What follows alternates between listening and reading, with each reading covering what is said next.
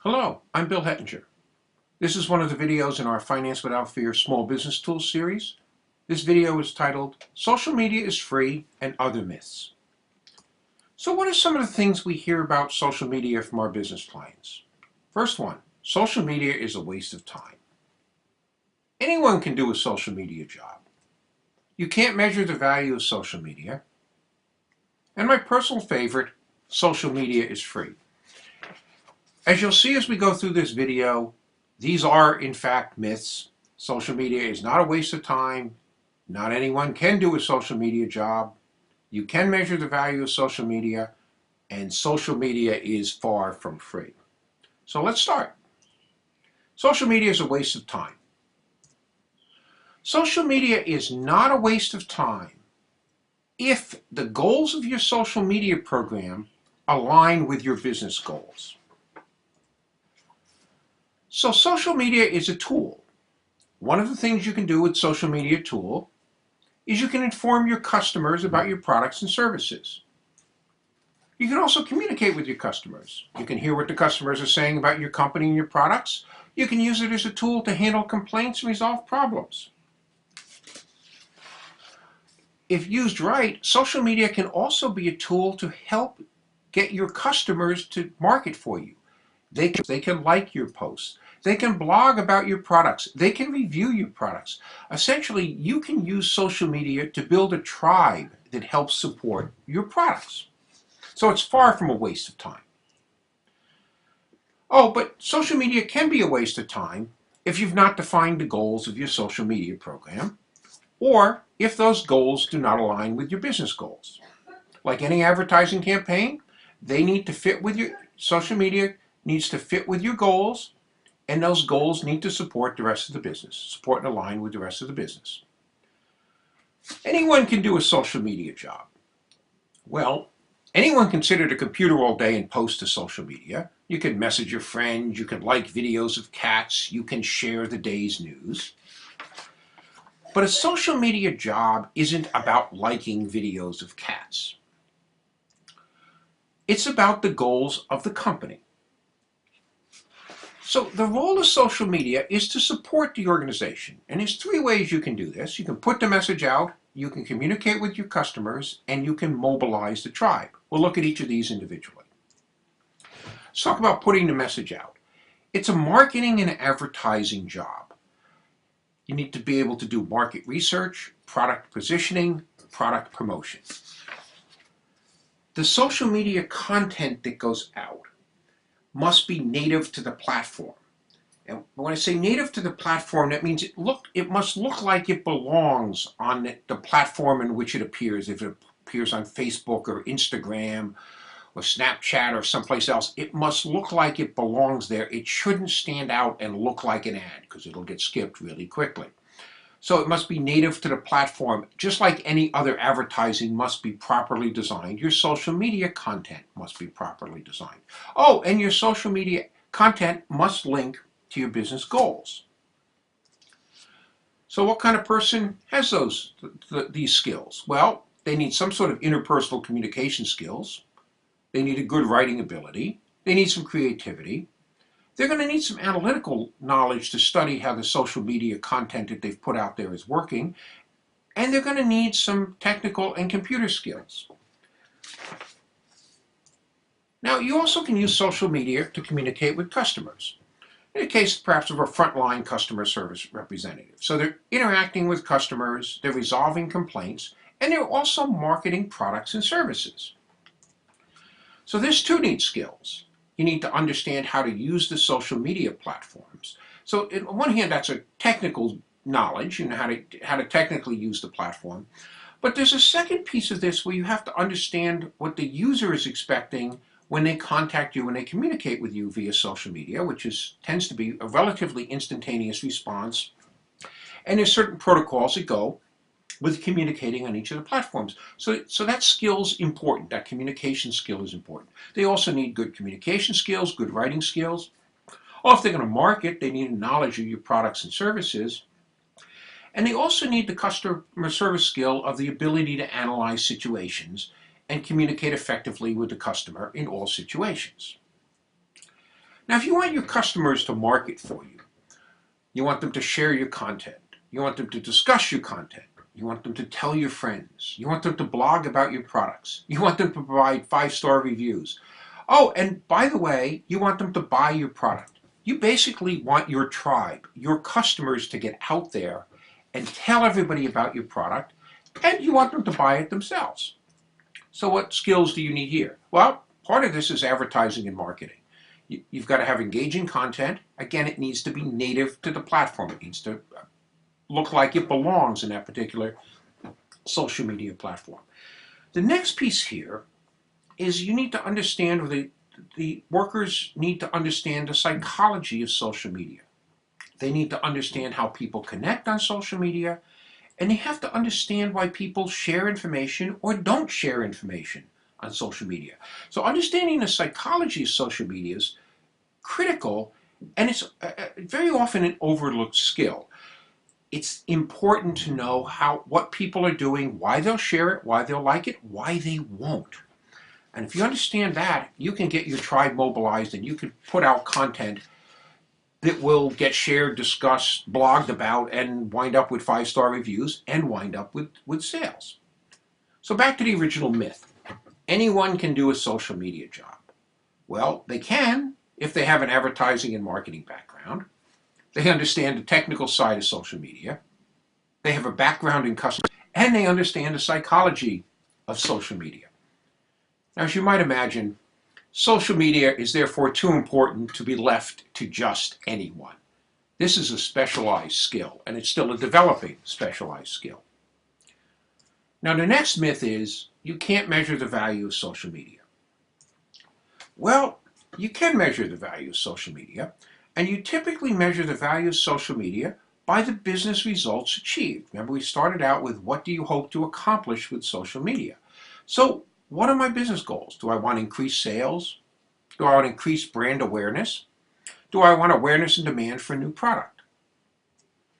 Let's look at some examples, how you might measure results. So let's say we're a barbecue sauce company, and we wish to increase the sales of our gourmet barbecue sauce by 10% this holiday weekend.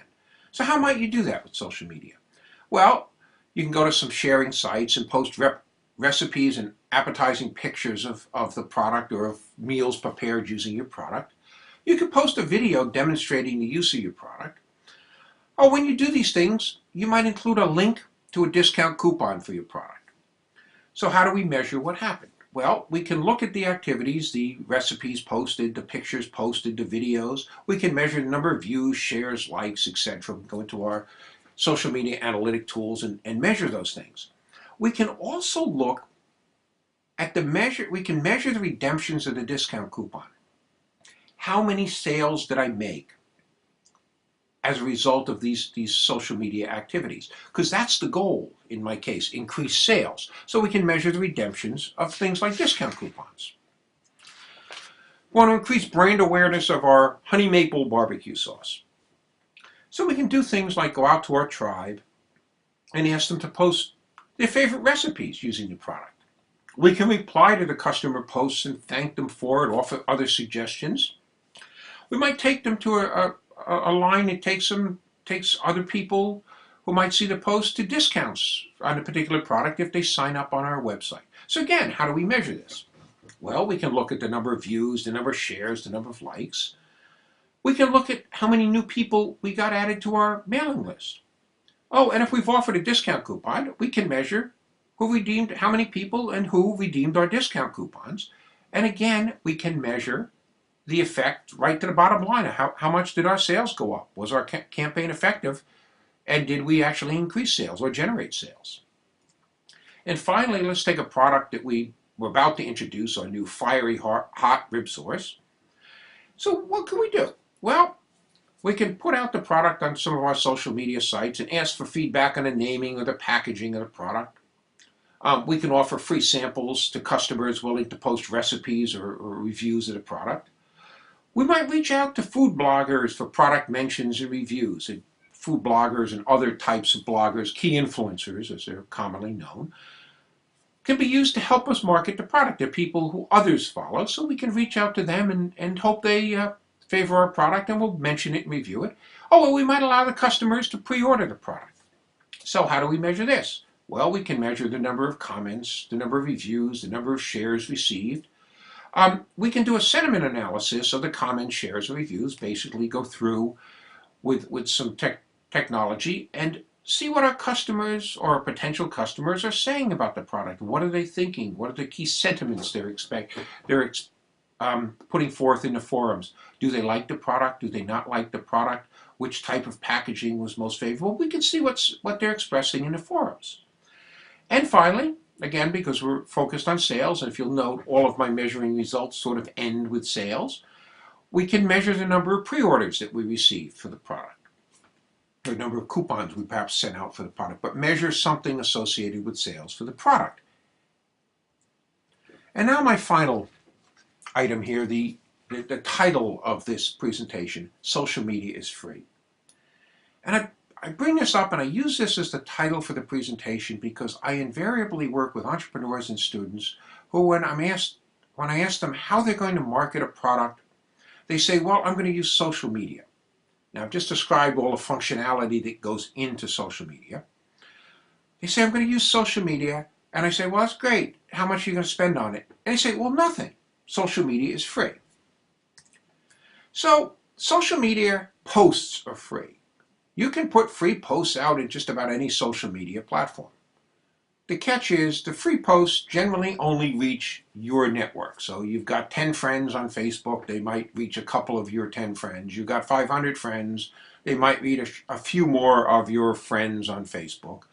You've got 200,000 friends on Facebook, well, you've probably got a chance of getting it out to a fair number of people.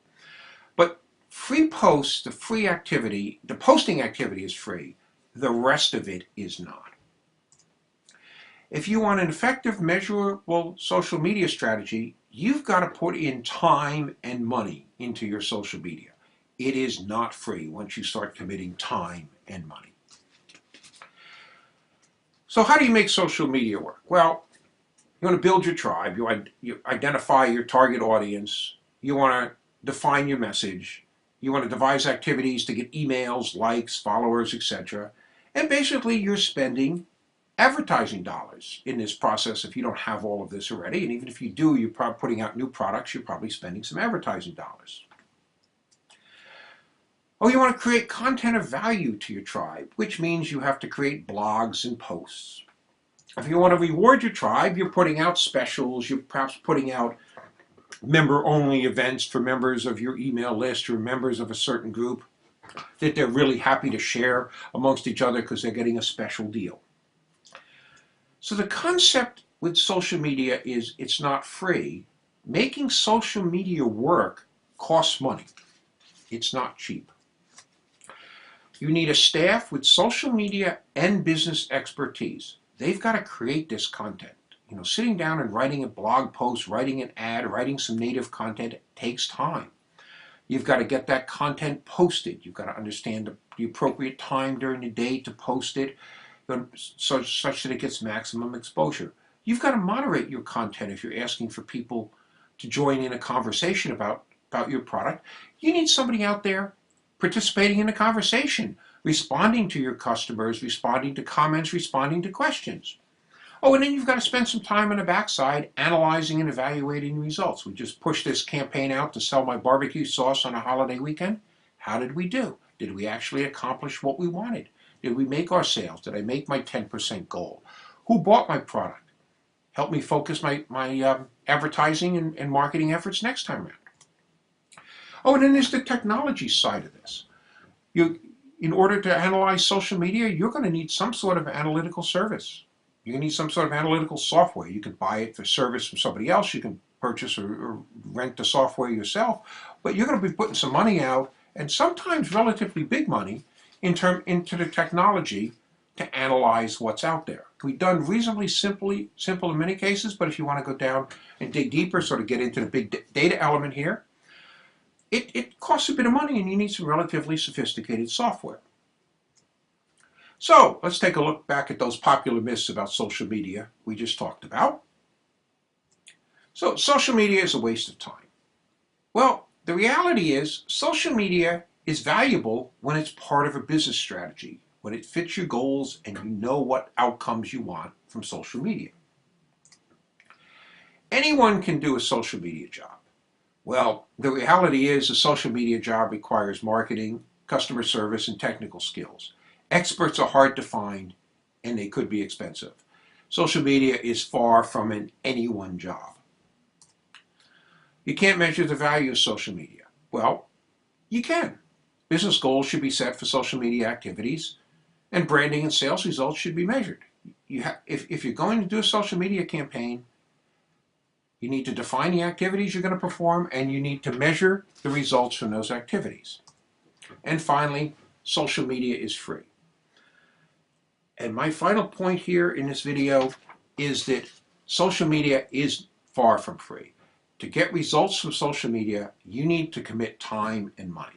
Now, if you don't have a lot of money, you'll have to commit a lot of your time to doing it. And even if you're a small business owner, that's time you could spend doing something else. So the reality is, social media is free is just one of those myths. Social media takes time and money.